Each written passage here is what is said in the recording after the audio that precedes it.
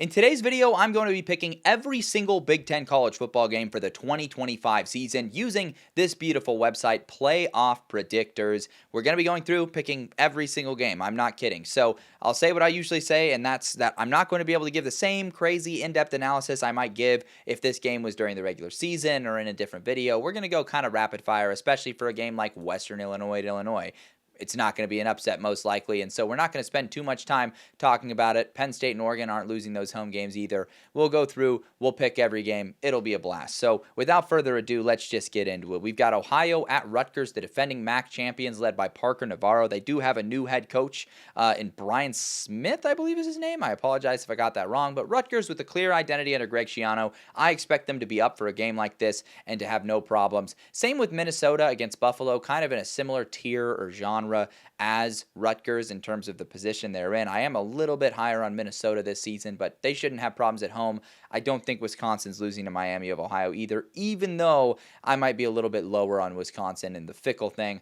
Clearly hasn't been working through a couple of seasons now. Nebraska and Cincinnati match up at a neutral site in Kansas City, where I am going to lean Nebraska. Just a little bit more talented. I do like the pieces Cincinnati has. I think they're going to be better this year than they were last season, and I expect them to make a bowl game, as I predicted in the Big 12 iteration of these predictions, which is up, by the way. But I'm going to pick Nebraska in this case. Another MAC school, Lance Taylor's Western Michigan squad on the road. Maybe they give Michigan State a game, but in year two, I expect Jonathan Smith's squad to start to show some signs of improvement.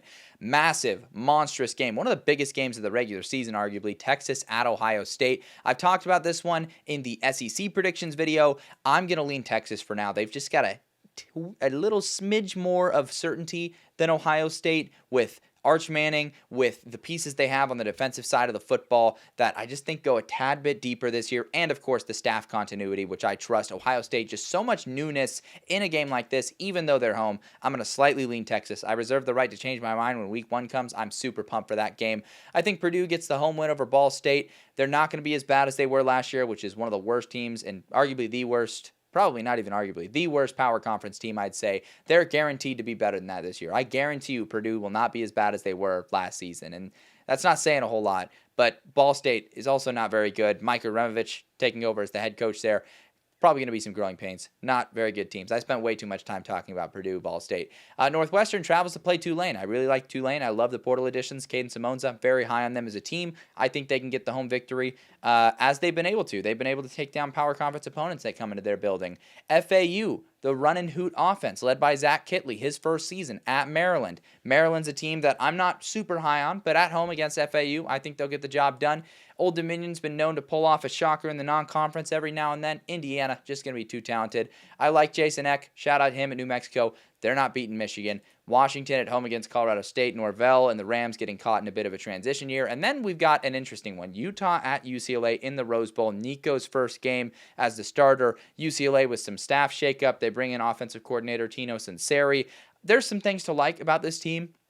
Utah, to me, on paper, looks more complete. I think has a much higher floor on defense and will be there on defense. Even if the offense is dysfunctional and still figuring it out, they'll be ready to play, and they've got a fantastic offensive line that will help damp here in that new system.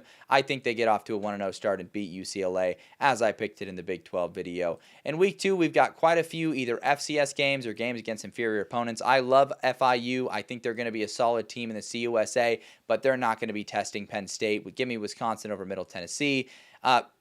Southern Illinois gives me pause because they've actually had a tendency to knock off FBS teams every now and again. I think they literally beat Northwestern like a couple years ago, but I'm still going to rock with Purdue. I'm going to pick Washington there, and then we'll circle back. NIU, out of pure respect to Thomas Hammock and what they did last year, they literally beat Notre Dame. I'm going to pick them on the road versus Maryland. It's also a program that outside of just Thomas Hammock, as a whole, has been known to knock off power conference opponents. They beat Boston College a couple years ago, so shout out to them. I think they add another team to the boneyard.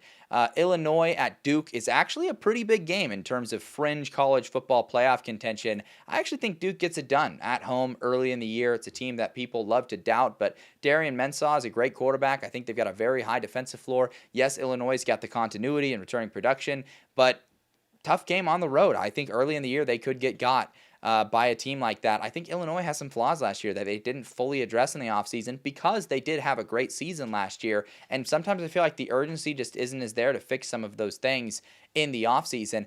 Big time rivalry game, Iowa at Iowa State. Another one that's one of the best games of this week. I am rocking with the Cyclones. Despite the fact they lose 2 NFL wide receivers, I still trust Rocco as a signal caller. I think they've got a really solid defensive core as well. Iowa obviously does too. There was a little bit more inconsistency than you'd like to see from an Iowa defense last season. The offense is coming along, but again, no Caleb Johnson. We'll see if Mark Gronowski is healthy by the time this game comes around or what his health looks like. I just don't think Iowa's offense is going to be pushing their ceiling very much, so the defensive inconsistency makes me a little weary. I still think they'll be a solid team, but I'm going to rock with Iowa State. Give me Rutgers at home against Miami of Ohio. Redhawks with a pair of tough road games against Mountain West, or not Mountain West, I don't know why I said that, against Big Ten teams, but I'm going to take Rutgers. Although they might as well be Mountain West. Everyone's Mountain West these days, even NIU. Oklahoma State at Oregon. Unless we see some Mike Gundy blood magic, I don't think the Ducks are getting bit here. Boston College at Michigan State. I think the Spartans get revenge and avenge that loss they took in Chestnut Hill last season. Again, year 2, I'm expecting improvement. I expect Childs to take another really positive step forward and those improvements to be seen. And defensively, they were actually surprisingly decent last season as well. We've got Michigan at Oklahoma.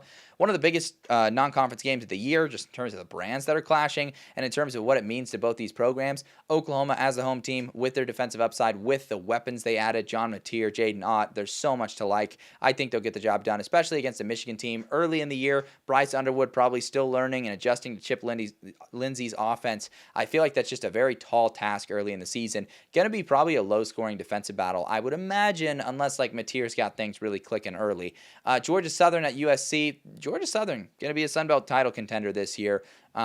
Quietly a sneaky good team, but USC should be up and ready for the task. I'm liking what Mayav is bringing to the table and the weapons that he has around him. I don't think it's very likely that a Lincoln Riley coached offense is mediocre or whatever you call it from last year, back-to-back years. UCLA has to travel to UNLV. Definitely a tough one. UCLA still has a decent talent level and a UNLV team that is going to be breaking in a lot of new faces and a lot of new things. I don't trust the cohesion of that UNLV squad to be to the point where they're ready for a task like that. So we move on to week 3 where we've got a lot of FCS matchups here. Just rocking with the FBS teams here. Not a ton that jump out to me. I'll take Iowa over UMass. I think Illinois beats Western Michigan and Central Michigan falls to Michigan.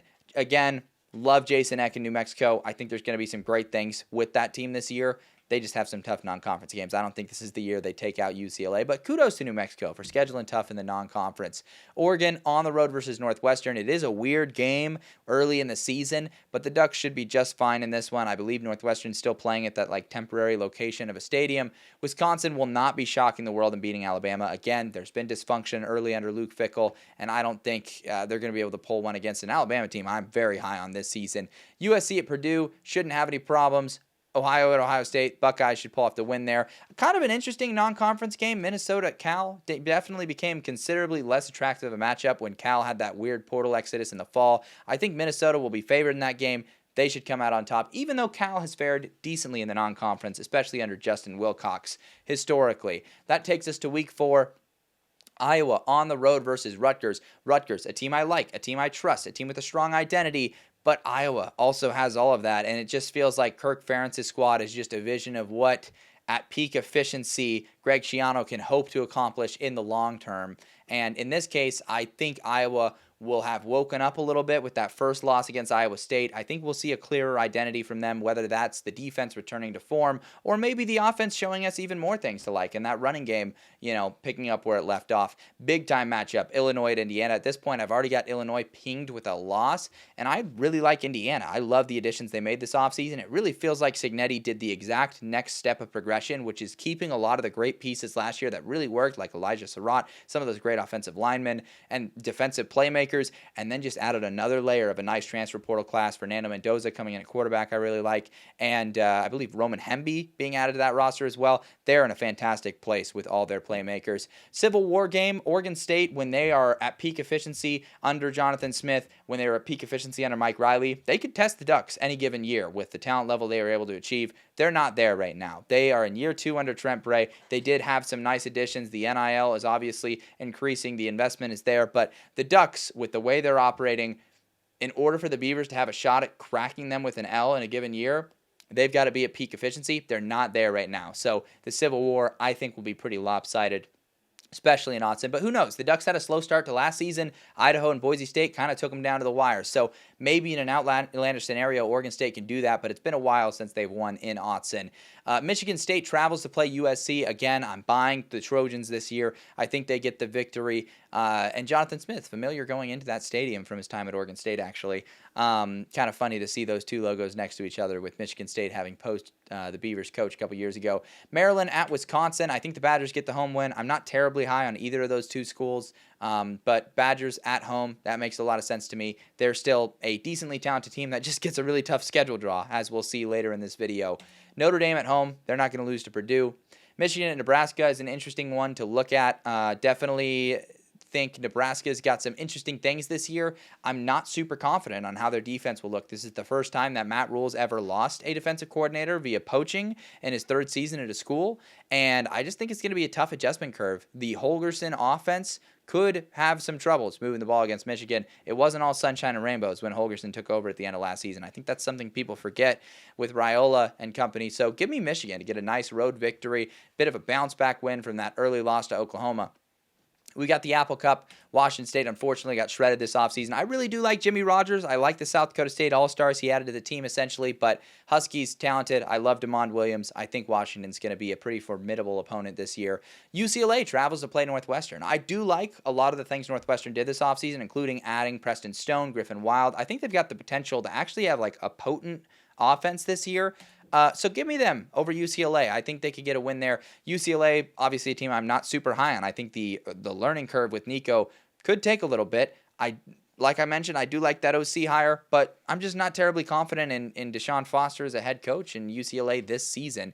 USC does travel to Champaign to play Illinois. I just feel like when you're talking about fight or flight mode, 2 losses early for Illinois, I don't think they're going to lose this third one to USC at home. They'll buckle down and pull off a victory. They're still a very solid team. Rutgers at Minnesota, both two teams in a very similar tier. They played a great game last year. I think Minnesota gets the job done at home. Big-time trap game. Ohio State at Washington. Who comes out on top? I like the Buckeyes. I don't quite think they get stung with another loss this early in the season. That would be pretty nuts, though. Indiana travels to play Iowa. This is a Iowa team that I was talking about for quite a bit earlier. Just gave them the road win versus a Rutgers team that I really like. But again, the praises of Indiana. I think they're in a great spot under Kurt Cignetti. I think they'll get the win. This one's important. One of the biggest games of the season in the Big Ten. Oregon at Penn State. The difference here is going to be, look at that Penn State schedule. 3 games against Cupcakes and a bye. If their starters even play in the second half, it'll be considered a failure early in the season. And meanwhile, the Ducks, they've played 4 straight weeks, no buys in between, and they've played 3 power conference caliber opponents that are probably going to potentially test them, at least one of them. I think schedule dynamics alone and the returning production of what they bring back, the certainty versus uncertainty. I like Penn State. I think Franklin wins a big game early in the season. That'll be huge for the team culture. Shout out to Bryant Vincent and ULM. They had a great year last year. I don't think they're quite up to the level where they'll be pulling off upsets on the road versus power conference opponents, but who knows? They could. They literally could. They're a program I really like and I'm high on. Minnesota at Ohio State. Golden Gophers are a team I really like. I love all the pieces they have. I love what they have defensively.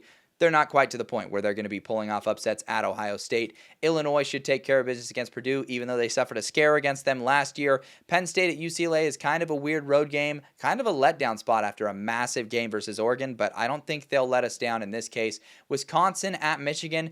Badgers and Wolverines both with really strong defenses, so it's probably going to be a sloppy defensive ball game. We've got Washington on the road versus Maryland.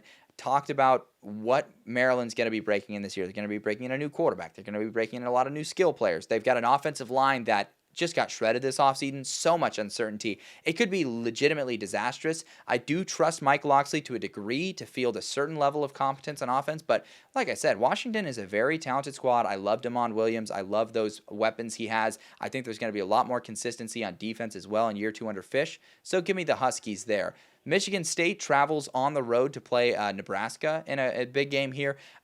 I guess not a big game necessarily conventionally, but a swing game is what I would call this one. I think in this case, the Cornhuskers do go ahead and pull out the victory. I was gushing a little bit about Jonathan Smith. I do think there's definitely still some room to grow. We're not going to see some sort of massive leap in year two. Rutgers at Washington played a really entertaining Friday night game last year. I think Washington gets revenge and wins that one this year.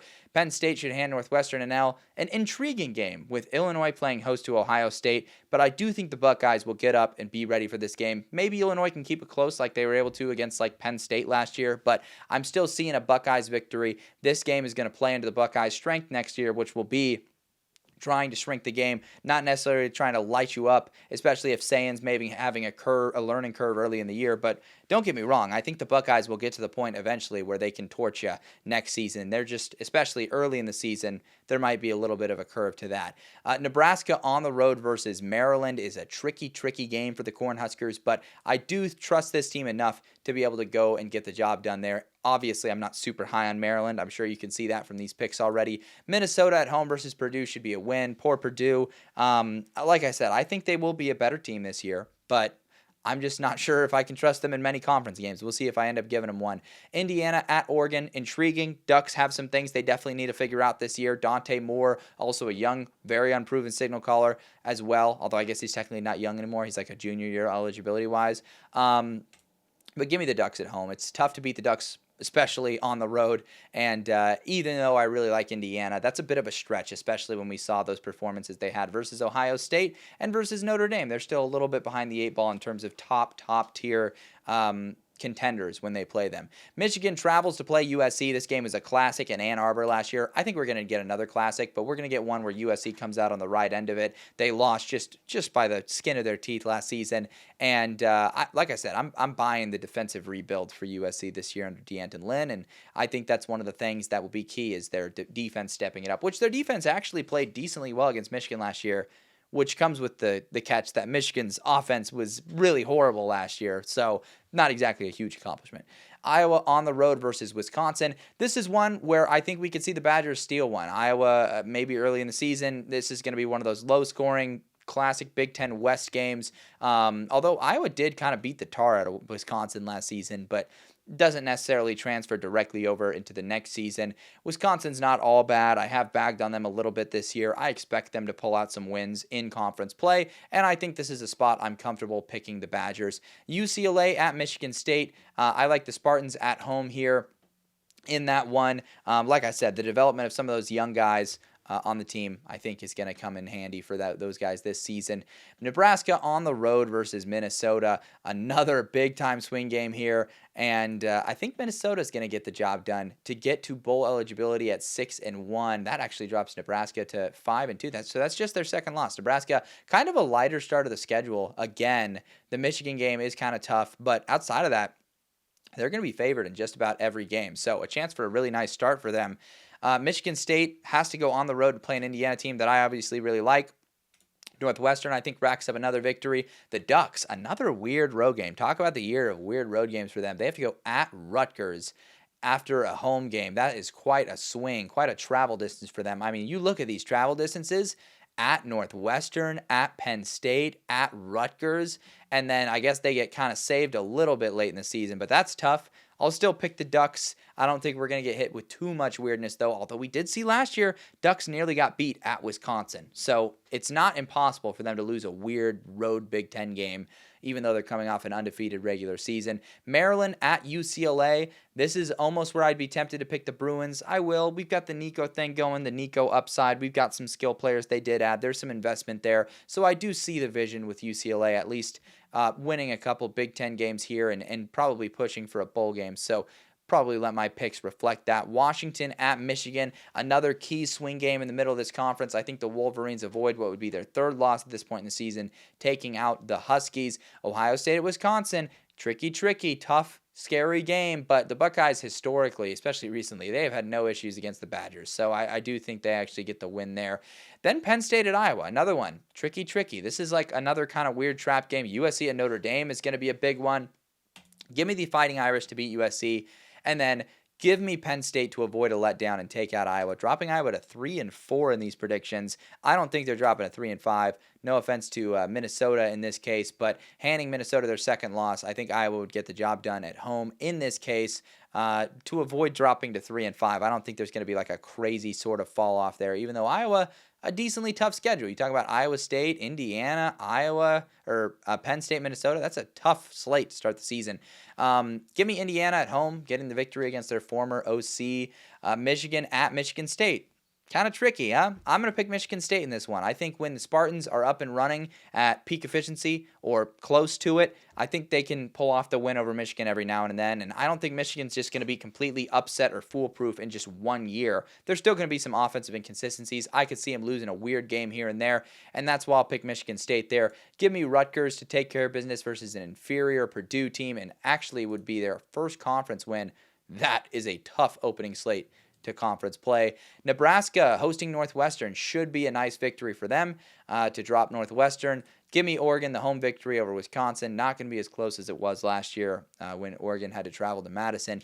Illinois does go on the road to Washington. I am just significantly higher on the Huskies. I like their signal caller, Damon Williams, better. I think they're going to have a better defense, and so I like Washington at home.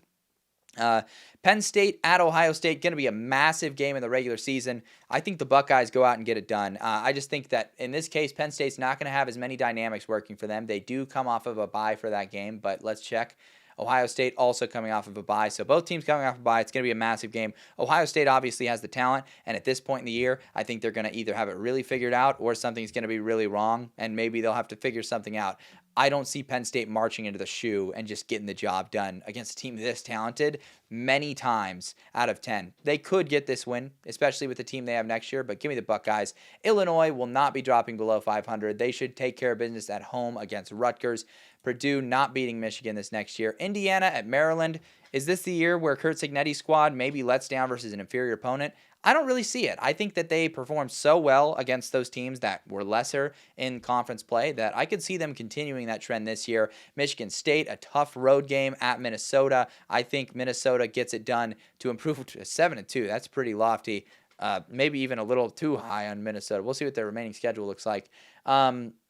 USC at Nebraska here, going to be a tricky one for both sides. Looking at their records, Nebraska 6-2, USC 6-2. I'm going to give the Trojans a nice little road victory, maybe bounce back a little bit. I did talk about, some of those concerns on the defensive side of the football for Nebraska.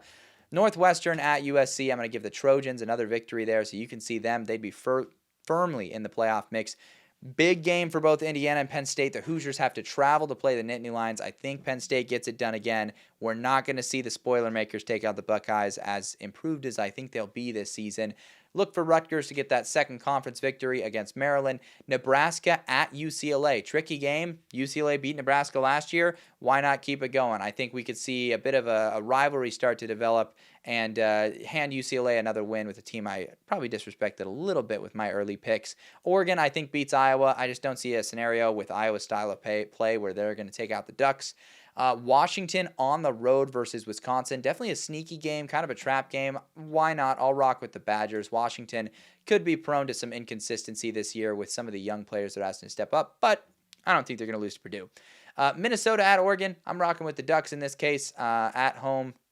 Should be able to get that one done, even with the questions that they're probably facing. Wisconsin travels on the road to play Indiana. I think the Hoosiers get a win, handing Wisconsin their 5th loss of the season. Penn State at Michigan State, kind of a sneaky, cheeky trap game in the middle of the year. Give me Penn State to pull it out. Michigan should not be losing to Northwestern. I don't think they will. Ohio State's probably going to blow out UCLA. Maryland at Illinois. Illinois, I think, will get another one to get back on track. Iowa at USC is at one with two teams in a very similar tier, kind of that second tier of the conference. And just give me Iowa's stability and consistency to pull them through here. Again, I've talked about Iowa. I'm not really sure what it's going to look like this year. Are we going to see those defensive improvements start to happen? Are we going to see that offense step up a little bit? But either way, under Kirk Ferentz, you know that there's going to be a degree of consistency. This would be a big upset win, but I could see it happening. The style clash, USC is not going to be able to suddenly Iowa better than Iowa can.